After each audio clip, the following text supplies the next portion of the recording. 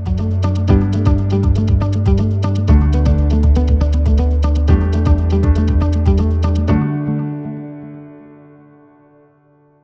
why did GSMA bring MWC to Africa?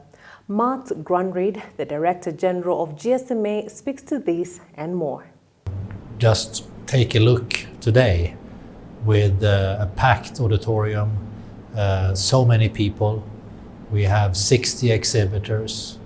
We have participants from 90 plus countries.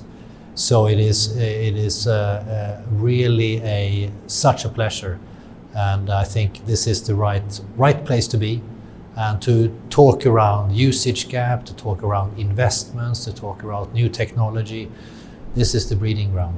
Mm-hmm. And could you explain the role of the mobile industry and its importance to help development of the growth of countries in Africa?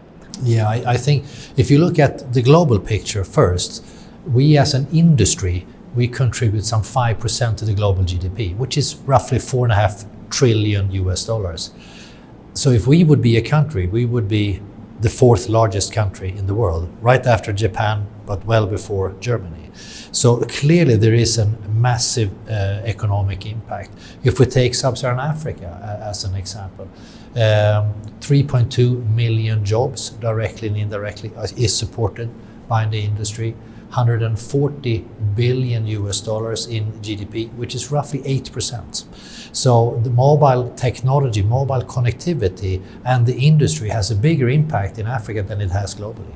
So we've heard about the mobile internet usage gap. Begin by explaining what that is. Well, the usage gap is simply people living beneath a mobile broadband coverage. I'm not talking about 2G, I'm talking about 3G, 4G or 5G. Living beneath the coverage of that type of service, but choose not to use the service. That is the usage gap.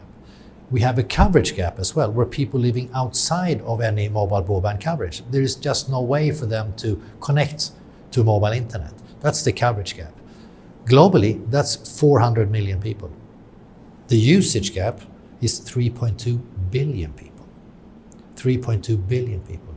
So it is a easy thing to solve because the infrastructure is there, the technology is already in place, but we're not using it. So why are we not using it? Well, there's several factors. It's affordability, price of the handset, price of the service maybe, but it's also digital literacy. It's skills. It is, I don't really think there's anything there for me. There is lack of local relevant content in local language. And that's another reason why this is so important to have an MWC in Africa for the Africa continent. We have one in Barcelona, we have one in China, we have one in the US. So the usage gap exists everywhere. It might be a little bit larger here, but it's the same issue. So we need to work together with our partners, the mobile industry, together with the public sector, with governments, with regulators, with other industries to solve this. It's a conscious effect. And why is that important? Well, as I said, there is huge economic contribution from mobile technology to the economy. But also after the pandemic, we have become much more digitized in the way we work, in the way we conduct our lives and our business. And if you're not part of it, you will be left behind forever.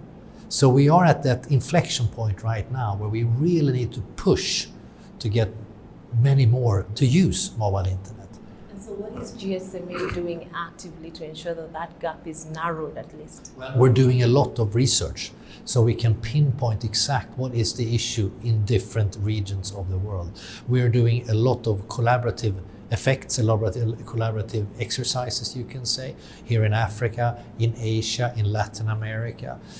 We are tangibly working diligently with something we call We Care in Brazil, where we have the three operators, Telecom Italia, América Móvil, and Telefonica, together with the government, saying we are going to reduce the usage gap dramatically in Brazil.